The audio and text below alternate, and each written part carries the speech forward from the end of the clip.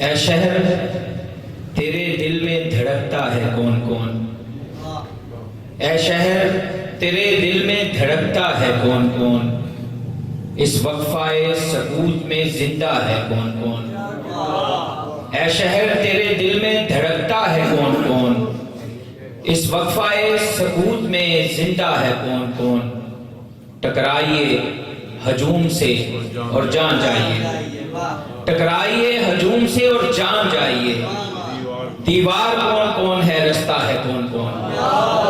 تو میں آج پروفیسر لطیف ساحل صاحب کو بتانا چاہ رہا ہوں کہ یہ سارے رستے موجود ہیں آپ کے سامنے، یہ وہ لوگ ہیں جو رستہ دینے والے ہیں، اور اس کی کڑی آپ سے شروع ہوئی تھی۔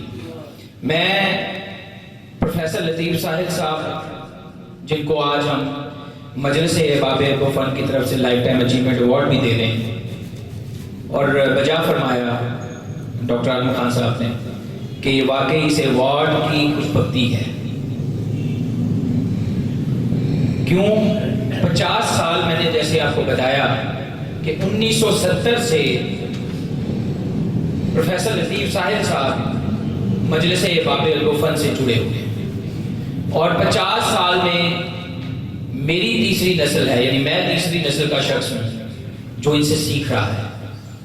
اور یہاں پر بیٹھے ہوئے علی کاشمیری صاحب، احمد شہزاد بٹ صاحب، سید الرحمان صاحب صاحب، ماجد عبدال صاحب، غلام عباس راشد صاحب، ملک عمر حیات صاحب بیٹھے ہوئے ہیں یہاں پہ، سب کے ہمارے استاد ہیں۔ تو ایک مرتبہ بھرپور ان کے حیثیت استاد ہونے پہ تھوڑا سا انٹرو میں ساحل صاحب کے حوالے سے دے دوں۔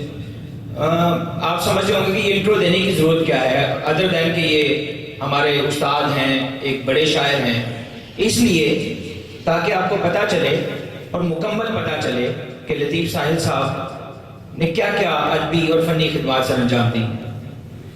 لطیف ساحل کا اصل نام خالد لطیف ہے۔ آپ 1970 سے مجلس احباب فن سے وابستہ ہیں۔ اس طویل رفاقت کے دوران آپ نے مجلس کے جنرل سیکرٹری اور صدر کے عہدہ پر رہے، اور آج کل مجلس احباب فن شارجہ کے سرپرست اعلیٰ ہیں۔ پیشہ کے اعتبار سے آپ ایک استاد ہیں، اسلامیہ کالج سول لائنز میں ایک عرصہ پروفیسر رہے اور ڈگری کالج شاہدرہ سے ریٹائرڈ ہوئے۔ آج کل گورنمنٹ کالج یونیورسٹی میں وزٹنگ پروفیسر ہیں۔ زمانہ طالب علمی میں ہی آپ کی شاعری طفیل ہوشیار پوری کی رسالہ محفل میں شائع ہوتی رہی۔ آپ ماہنامہ فانوس لاہور کے ایڈیٹوریل بورڈ کے ممبر رہے۔ 1976 میں آپ کی غزلیں فنون میں چھپنا شروع ہوئیں۔ آپ کی شاعری کی پہلی کتاب خواب جزیرہ دل 1983 میں شائع ہوئی۔ اس کے بعد 1991 میں زخم گلاب ہوئے، 1998 میں تیرے آنگن میں شب اترتی ہے، اور 2004 میں میرا ارادہ تو ہے کے نام سے شائع ہوئی۔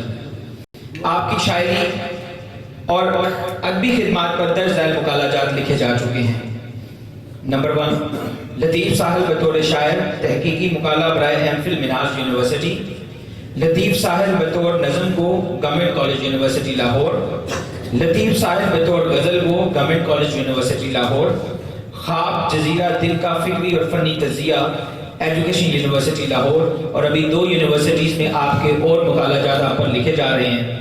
آپ کی بھرپور تعلیموں میں ان کا ایک مرتبہ دوبارہ ہم شکر گزار ہونا چاہتے ہیں کہ انہوں نے اتنی لمبی رفاقت مجلس کو دی اور ہم جیسے شاگردوں کو دی۔